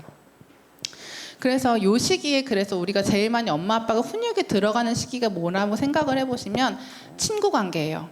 애가 자꾸 싸워. 교회를 갔는데 은혜 받아는 은혜 다 떨어지게 자꾸 애가 자꾸 싸우고 누굴 때리고 뺏고 그럼 우리는 아니야 좀 양보도 했으면 좋겠고 잘 지냈으면 좋겠고 근데 사실 요 시기는요 사회성을 획득하는 시기가 아니에요. 사회성을 획득하기 위해서 주도성을 획득하는 시기예요. 우리는 주도성을요 뭔가 아이들을 주도적으로 대장처럼 끄는 거라고 생각하는데 그게 아닌 정말 주도성은요 내가 좋아하는 무언가를 남들과 같이 할 수 있는 능력이에요. 이게 되게 중요하거든요. 내가 사회성에서 제일 중요한 건 자신감이잖아요. 자신감이 생기려면 내가 잘하는 거 내가 좋아하는 거를 공유하는 게 제일 중요해요. 그래야 일단 이기고 들어가거든요. 내가 잘 하지도 못하는 걸 가지고 애들아 이거 해보자 그랬는데 걔가 내 건데 나보다 더 잘해.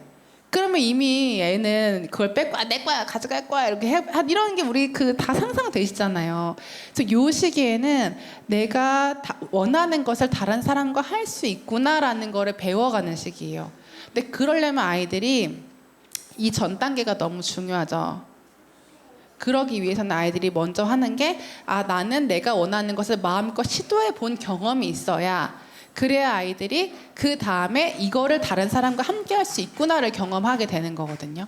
근데 그래서 되게 이 구멍이 하나 뻥 뚫리잖아요. 그럼 이 뻥 뚫린 구멍은 그 다음 단계, 그 다음 단계, 다음 단계 계속 영향을 미쳐요. 그래서 우리 인간의 그 끝에서 그렇게 저희 심리학적으로는 치매를요 다시 내가 어린 시절에 못 받아낸 거를 받아내는 돌아가는 시기라고 저희는 그렇게 보거든요. 치매가 결국에는 하는 게 진짜 아이들 같이 먹을 거에 집착하고 자기의 배변과 그리고 자기가 내가 해놓고도 안 했다고 하는 그리고 내가 어떤 상태인지 모르는 그 시기잖아요. 내가 어린 시절에 못 해낸 거를 결국에는 인간은 받아내고 천국을 가든 지옥을 가든 그렇게 인간 하나님 만드셨더라고요. 그래서 우리가 지금 아직 이 태영아 유아 유치 시기에 많이 지나지 않았으니 우리가 또 그 구멍을 메워주러, 어떤 구멍을 내가 못 메워줬는지 좀 확인하시고 좀 돌아가시고 그럴 수 있으면 너무 좋을 것 같아요. 근데 이 시기에 자꾸만 너무 많은 규칙과 너무 많은 수치심과 이것이 들어온 아이들은 내가 원하는 걸 언제 할 수 있을지 몰라. 그렇기 때문에 일단 내가 해야겠어. 이거는 우리가 원하는 주도성이 아니잖아요. 내가 원하는 걸 언제 할 수 있을지 모르고 일단 하고 보는 거예요. 이런 아이가 돼요. 내가 원하는 게 과연 엄마가 지금 나한테 언제 올지 몰라. 그러니까 일단 내가 무조건 하고 보는 거예요. 그런 건 별로 좋은 성공 경험이 아니겠죠. 그래서 이런 유치 시기를 지낸 아이들에서 제일 많이 나타나는 공격성, 그죠? 때리고 부수고, 특히 여자아이들은 말로 공격하고, 또 다른 공격성은요, 소극적인 공격성이라고 하는데 엄마들이 환장하는 거, 느리게 반응하기, 엄마 눈 쳐다보지 않기, 못 들은 척하는 거. 그거 다 소극적 공격성이거든요. 아이들이 하고 싶은 말이 있는 거예요. 근데 엄마가 그걸 캐치를 못해요. 그거에 대해서 아이가 자기가 하고 싶은 자기 주장이 있는데 못하고 있는 거예요. 엄마한테 눌려가지고. 그거 아니면은 엄마를 내가 이기겠다고 때리는 거죠. 그래서 요 공격성은 자기 주장으로 가야 되는 요 시기고, 초등시기는 아까 얘기한 것처럼 엄마의 조급함과 초조함과 좌절감이 피크를 찍는 시기예요. 왜냐하면 엄마가 너무 많은 피드백을 받게 돼요. 선생님들로부터, 교회 선생님들로부터 많은 피드백을 받게 되니까. 근데 엄마가 더 환장하게 되는 건 아이는 너무 천하태평한 거죠. 여기서 이제 엄마 아빠들은 너무너무 힘들어하게 돼요. 그래서 조금 왜 초등학교 가면은 선생님들이 우리 생각나죠. 줄반장이야. 너는 뭐 청소반장이야. 뭐 별거 조그만 거 하나에 다 반장이란 이름부터 다 시키잖아요. 그 시기가 요 시기에는 아주 작고 소소한 성취를 자꾸만 격려해 주시는 연습들을 엄마가 하셔야 돼요. 왜냐하면 엄마 눈에 이걸 왜 연습을 하라고 하냐면, 왜 습관을 들이라고 하냐면 이미 엄마 눈에는 별게 아니에요. 그래서 그거를 성취한 거라고 보여지지도 않고 사실은 그걸 격려하기가 너무 힘들어요. 엄마 눈에는 이미 별게 아니야. 그렇기 때문에 이게 엄마들이 연습하고 습관을 들이셔야 돼요. 작은 거를 내가 볼 수 있게 해주세요. 이 기도가 우리한테 시작이 돼야 돼요. 하나님, 우리 아이가 작은 거를 해낸 거를 내가 볼 수 있는 눈을 주세요. 아주 작고 성취한 것이 나한테 또 대단하게 보여지게 해주세요라고 그런 기도를 좀 하시면 너무 좋을 것 같아요. 우리 유치원 때 생각해 보면 아이들이 뭐 수영 잘하는 사람 쳐요, 뭐 노래 잘하는 사람 쳐요, 뭐 음악 잘하는 사람 다 쳐요 해요.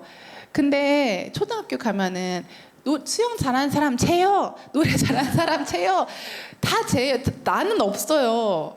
요 시기가 아이들이 나는 잘하는 게 없구나로 훅 빠지는, 왜냐면 비교하는 대상들이 많이 생겨요. 그래서 우리는 그렇게 하나님 자존감이 높은 아이로 키우게 해주세요, 그렇게 기도만 하실 게 아니고, 이 아이가 이럴 수밖에 없는 시기구나라는 이해를 하시고, 그렇다면 내가 아이한테 해줘야 되는 피드백은 무엇이지? 생각하시고 그것만이라도 주시면 아이를 정말 살려낸다니까요. 아이는 엄마의 한마디에 살아요, 진짜. 그리고 청소년 시기는 아까 말씀드린 육아의 보고서를 받아보는 날이에요. 과연 그 발광이 다시 드러날 것이냐, 아니면은 그 발광에 잘 넘어갈 것이냐. 근데 요즘 청소년 시기가 25살까지라고 하더라고요. 그 육아는 25살까지래요, 최소한. 너무 끔찍스럽죠. 왜냐하면 대학생을 가서도, 저도 아까 말씀드린 것처럼 대학생이 됐는데 내가 누군지를 모르겠어요. 내가 잘하는 게 뭔지 모르겠고, 내가 좋아하는 게 뭔지 모르겠고, 누가 나한테 말을 해줬으면 좋겠어요. 너는 어떤 사람이야? 넌 이거 잘하잖아. 그래서 누군가가 나한테 너 이거 되게 잘하잖아, 너 이거 되게 센스 있다, 그러면 너무 기분 좋은 거예요. 아, 이거 진짜? 아, 정말? 저도 계속 상담을 받는 훈련을 했거든요.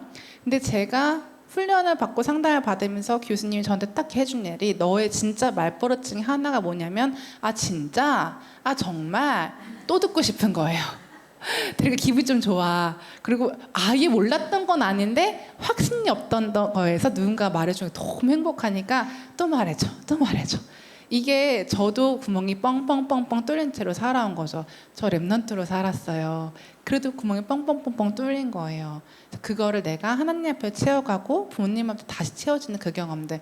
근데 우리는 이미 할 데가 없어요. 너무 다 커가지고. 엄마가 뭐 안 계실 수도 있죠. 심지어 여기 계신 분들 중에는. 그리고 엄마는 뭐 저희 엄마가 나중에 제가 이거 공부하면서 엄마 그때 왜 그랬어 이랬더니 엄마가 뭐라고 하셨냐면요. 그때 엄마는 그게 최선이었어. 할 말이 없는 거예요. 진짜 최선이었대요. 그래서 그 최선인 이유가 엄마도 그때 영적 문제 때문에 너무 힘들었어. 더 할 말이 없죠. 엄마를 뭔가 이해해야 될 것만 같고. 그래서 저는 하나님 앞에서 저의 안에 있는 나의 어린아이를 키워가기 시작했어요. 그래서 어머니 아버님들 체크하신 거 한번 펼쳐보세요. 그 맨 마지막에 yes, no 하셨죠? yes, no 하셨죠?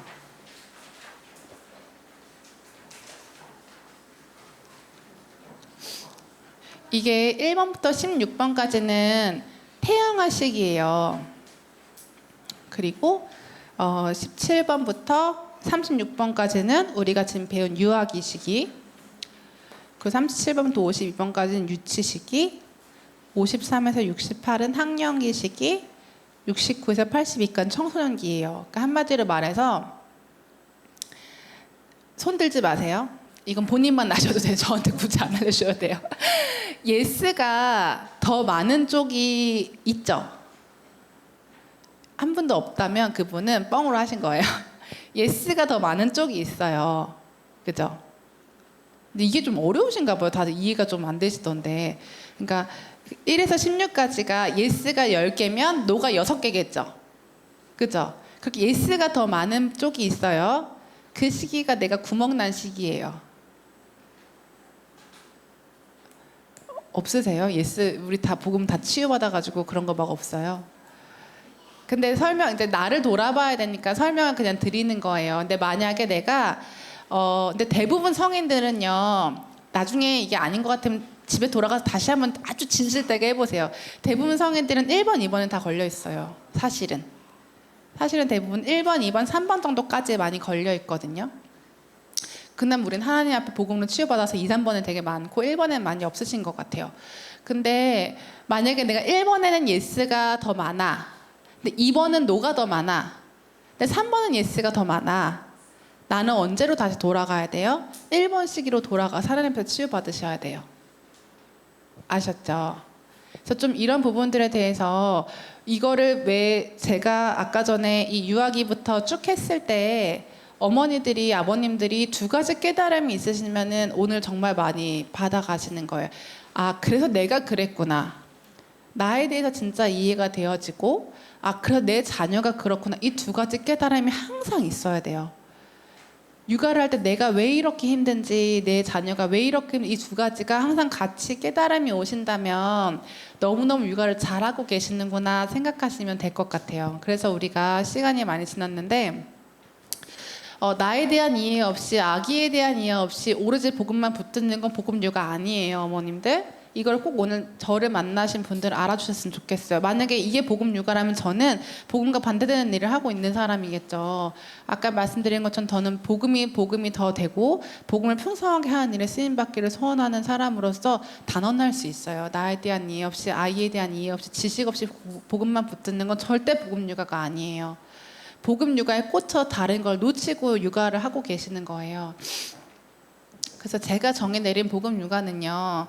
하나님에 대한 내 부모로서 말고 내가 하나님에 대한 온전한 믿음과 우리 청소년 유치원 때부터 복음을 들어온 아이를 키운 엄마예요. 근데 제가 초등부 사역을 할 때 그 친구가 초등학교 5학년 이제 청소년 시기가 됐죠. 근데 그 친구가 저한테 이렇게 얘기를 해요. 선생님 교회 2주에 한 번씩만 오면 안 돼요? 이렇게 얘기를 하는 거예요. 그래서 아 그래 넌 2주에 한 번이 오고 싶구나. 왜 하필이면 2주에 한 번이야 돼? 아 3주에 한 번은 조금 하나님 보고 싶을 것 같고 2주에 하면 딱 좋은 것 같대요. 그래서 아 그렇구나. 그러면서 하나님은 너한테 어때요? 어떤 존재, 어떤 느낌이야? 물어봤더니 애가 하는 말이 한참을 고민하니 하나님은요 마치 헤어진 남자친구 같아요. 이렇게 얘기를 해요. 그래서 뭐 좀 더 얘기를 해줘봐. 너무 궁금하잖아요. 너무 질척거려요. 그래서 2주에 한 번만 만나면 딱 좋겠어요. 저도 가끔은 걔가 궁금하거든요. 이렇게 얘기를 하는 거예요. 너무 제가 부모가 아니니까 귀엽겠지. 사역자니까 귀엽고 얘가 부모님이었어. 그 부모님 아침마다 씨름하면 예배를 가자. 엄마가 기도해줄게. 막 그 청소년 다 된 아이를 붙잡고 근데 그러다가 엄마가 예배를 늦어요. 그리고 엄마가 예배를 갔다 하는데 엄마 표정이 하나도 행복하지 않아요. 진짜 복음 육아는요. 그 순간 이 아이를 하나님한테 맡기고 나는 예배를 가시는 거예요. 그 순간 하나님 앞에 이 아이를 맡기고 이 아이가 예배 한 번 안 드린다고 하나님 자녀가 안 되는 것도 아니고 한 번 예배 안 드린다고 이 아이가 어떻게 되는 게 절대 아니라는 그 믿음을 가지고 내가 하나님 앞에서 행복하게 서는 게 진짜 복음 육아예요. 아이들은 그 모습을 보면서 자라요. 어떤 랩런트가 이번에 상담하면서 그래요. 선생님, 우리 엄마는 왜 이렇게 기도를 할 때 이렇게 하고 기도를 하니요? 하나님 믿는 게 안 행복한가 봐요. 근데 자꾸 저한테 하나님을 행복하게 웃으면서 빵긋빵긋 웃으면서 찬양을 하래요. 이러는 거. 왜 엄마는 맨날 기도할 때 이렇게 하고 기도를 하면서 물론 우리의 삶의 역경과 고난 가운데 함께 하신 하나님을 누리느라 그렇겠지만 아이들은 보는 게 다예요. 아이들은 복음을 정말 체험하고 싶은 게 엄마의 삶을 보고 하나님을 만나요. 아빠의 삶을 보고 하나님을 만난단 말이에요. 그래서 하나님에 대해서 내가 개인적으로 하나님과 나와의 온전한 믿음, 1대1의 관계 속에서 하나님이 맡기신 인간에 대한 지식을 갖고 부탁드려요. 지식을 가져주세요. 그리고 나의 각인을 발견하고 치유하며 저는 육아가 마치 그 비행기에서 비상사태 같아요. 비행기에서 우리 막 저희 잘 안 듣잖아요. 근데 안내방송 꼭 하죠. 뭐 일단 사고가 터지면 나 먼저 마스크를 쓰고 자녀한테 마스크를 씌워주라고 그렇게 꼭 안내 방송을 해요. 한 번도 들어보신 적이 없겠지만 그렇게 하거든요. 그 이유가 뭐냐면요. 내가 정말 죽을 것처럼 사랑하는 내 아이가 정말 죽을 상황이 됐을 때 인간의 본능은 내가 살아야지, 내가 죽겠으면 얘를 죽이고도 내가 사는 게 인간이에요. 육아가 사실 진짜 그런 것 같아요. 정말 그 죽겠는 그 상황에 내가 살아야 돼요. 그래야 내 마음에 여유가 생기고 그래야 내가 그 힘으로 아이를 살려요. 그러려면 내가 나에 대한 이해가 꼭 필요해요. 그래서 오늘 그 설문지를 해본 거예요. 내가 과연 아까 내가 그 유아기 시기에 내가 3살에 걸려있는 부모인데 3살 아이를 키워. 대환장 파티예요 진짜. 정말 뭐 이게 내 문제인지 네 문제인지 알 수 없는 그 칠흑 같은 어둠 속에서 이건 대체 언제 끝나는 것이며 막 죽을 것 같아요. 내가 걸려있는 이슈가 정확하게 아셔야 내 문제인지 얘 문제, 내가 기도해야 될 대상이 정확하게 나오고 내가 꺾어야 될 흑암의 그 실체가 나와요. 그래서 나의 각인을 발견하고 치유하면서 뿌리내려진 나의 가문과 과거의 흐름에서 절대적으로 벗어나셔야 돼요. 단순히 영적 문제야, 단순히 우리 가문의 흐름을 꺾어야 돼, 흑암 결박 이게 아니고 그게 우리 가문에 어떻게 흘러가고 있는지를 반드시 보셔야 돼요. 제가 아까 그 흐름을 보는 거를 제가 간단하게 설명을 저희 가문을 통해 잠깐 드리면 저는 그러니까 저희 엄마 아빠는 다 감사하게도 대학을 나오셨어요. 그래서 대학을 나오셔서 4년제 대학을 나오셨고 저희 오빠 뭐 새언니까지 다 대학을 나왔어요. 다 나름 저보다 더 공부를 잘 대학을 나왔는데 그 4명의 공통점이 뭐냐면요. 자기의 전공과 상관없는 일을 해요. 옛날에는 되게 많았어요. 엄마 아빠는 되게 많았다고 하면 되게 자부심으로 얘기를 하시더라고요. 근데 요즘 시기는 그런 시기가 아니잖아요. 근데 뭐 그래도 우리나라 경영학과 나온 애들이 경영하는 사람이 몇 명이나 돼요. 뭐 10,000명 중에 1명밖에 경영을 못 하잖아요, 사실. 불어불문학과 나와가지고 뭐 이렇게 어디 가서 다른 거 하고 있고. 근데 그게 저한테는 내가 공부를 하는데 왜 이렇게 힘이 드는지 모르겠는 거예요.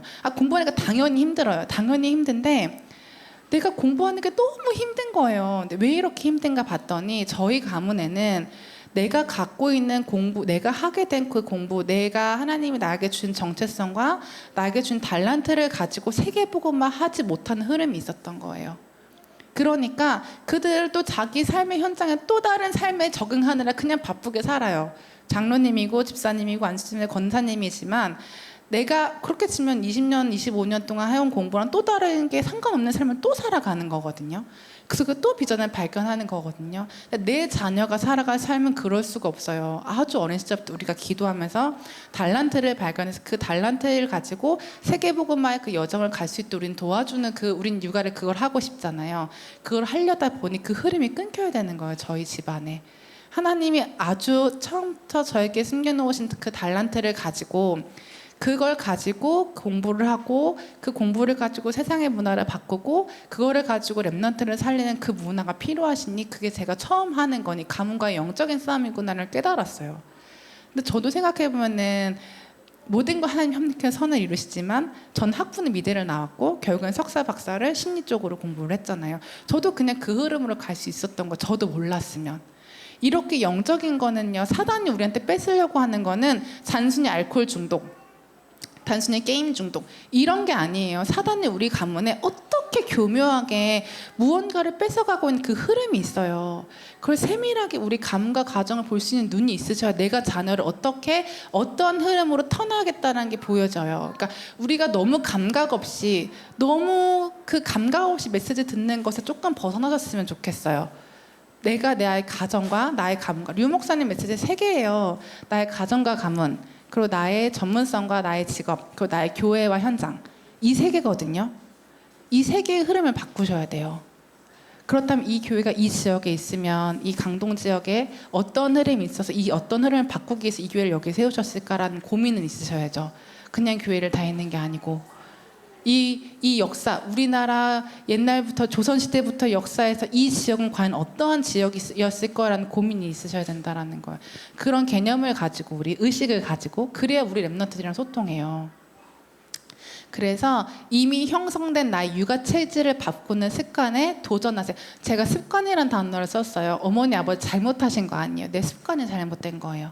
그러려면 습관을 바꾸는데 우리 적어도 3주가 필요하다는 건 우리 익히 알고 있죠.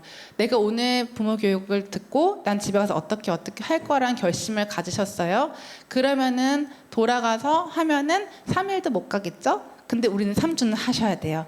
못해도 또 하시고 못해요 또 하시고 못해요 또 하셔야 돼요. 3주는 내가 습관을 들이겠다 하나님께 결단하세요.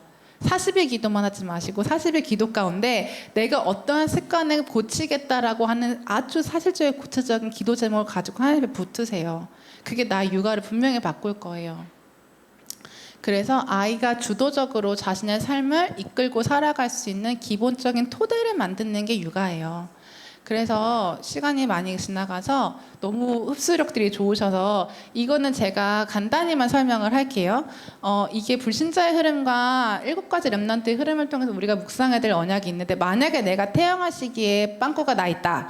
내가 태영할 시기에 상처가 너무 많다 하시는 분들은 이 어떤 언약을 내가 붙잡아야 되냐? 임마누엘의 하나님부터 진짜 깊이 묵상을 해보세요. 진짜 나와 함께 하시는 하나님, 나의 모든 욕구에 반응하시는 하나님. 이게 빵꾸가 난 랩너트들은요, 하나님이 무서워요. 무서운 하나님이에요. 벌 주는 하나님이에요. 단 한 번도 강단에서 그렇게 선포된 적이 없는데 그렇게 하나님을 관계를 맺어요. 그래서 임마누엘의 하나님을 내가 먼저 누리고 아이들한테 충분히 설명을 해주세요. 그리고 만약에 나의 유아 유치 시기에 나한테 빵꾸가 나 있다 그러면 아까 말씀드린 내가 무언가를 난 할 수 있는 사람이야. 근데 해보니까 안 돼. 거기에 좌절감에 머물러 있는 내 삶의 체질이 되어 있다면 하나님과의 관계에서도 하나님이 뭔가 내가 하려고 할 때마다 뭔가 못하게 하는 것 같고 내가 뭔가 좀 해보겠다는데 내가 심지어 복음을 위해서 해보겠다는데도 이렇게 막나?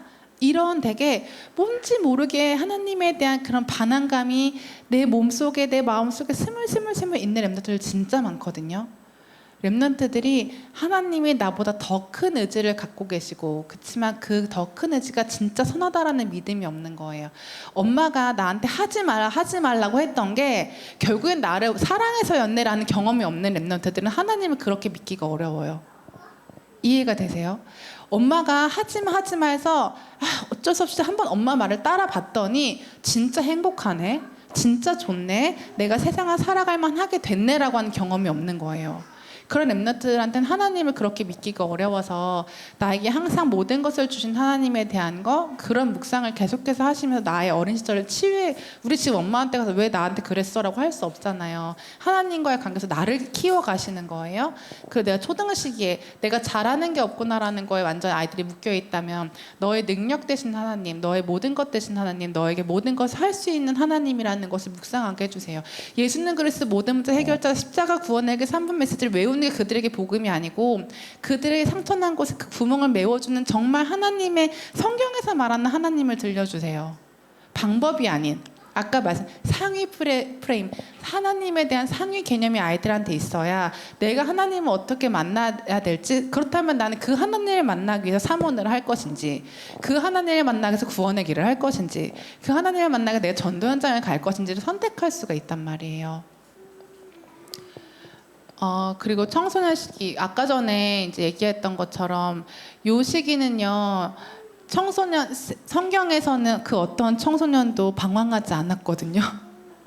근데 요즘 랩런트들은 되게 감투해요. 나 사춘기 왔잖아요. 뭘 할 말 없어. 제일 무서워요. 뭐 더 이상 뭐 이렇게 대항할 수가 없어. 아 그래 뭐 건들지 않아야 돼. 그냥 부모가 청소년기 때 제일 해주면 좋은 건 그냥 방문을 닫아주는 게 제일 좋은 엄마거든요. 사실 그냥 말을 안 거는 거. 그래서 근데 이게 세상의 틀이에요. 어떤 랩런트들도 이미 그렇게 성경에서는 방황을 한 랩런트들이 없는데 우리 랩런트들이 매일매일 말씀을 들으면서 아주 깊이 각인되어 있는 거 나 사춘기잖아. 나의 방황을 당연시해요. 그렇게 되어 있거든요. 그리고 대학생 시기 아까 전에 말씀드린 것처럼 나의 육아관을 생각해 보셔도 똑같죠. 내가 부모한테 상처를 받았기 때문에 내가 부모보다 더 좋은 엄마가 될 거야. 그것도 나의 상처에 각인된 거예요. 내가 부모가 이렇게 했기 때문에 나는 부모랑 반대로 할 거야. 나의 상처에 각인된 틀이죠. 이렇게 우리가 지금 살아가고 있는 것 속에서 재형성된 하나님의 자녀의 틀을 계속 묵상하셔야 돼요. 그러니까 제가 오늘 드리는 거는요.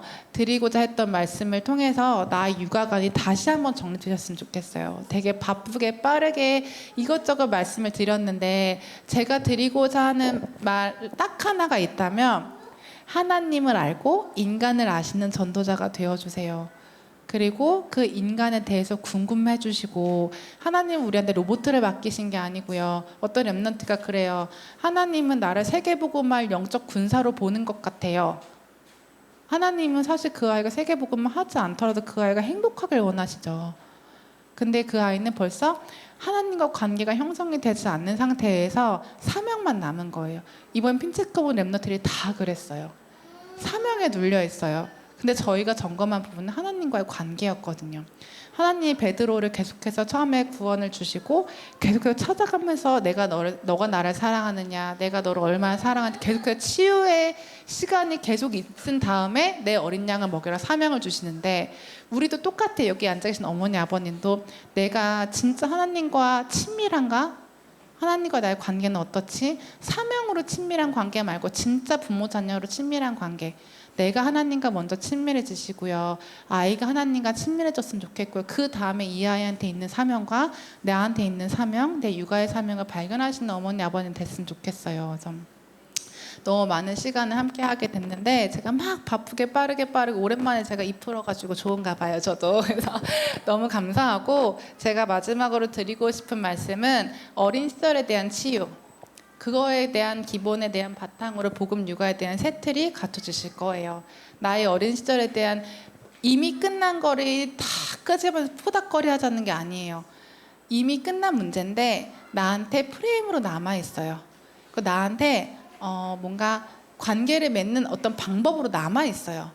그렇기 때문에 그게 자꾸 문제가 되는 거거든요. 그래서 이게 건강한 복음 육아의 여정을 이어갈 나만의 힘과 방향, 옆집 아줌마한테 흔들리지 않을 수 있는 우리 엄마들만의 힘과 방향이 될 거라고 저는 믿어요. 그래서 이렇게 같이 좋은 시간 보내주셔서 감사하고 너무 깊은 집중력으로 제가 마음껏 이야기할 수 있게 함께 해주셔서 너무나도 감사합니다.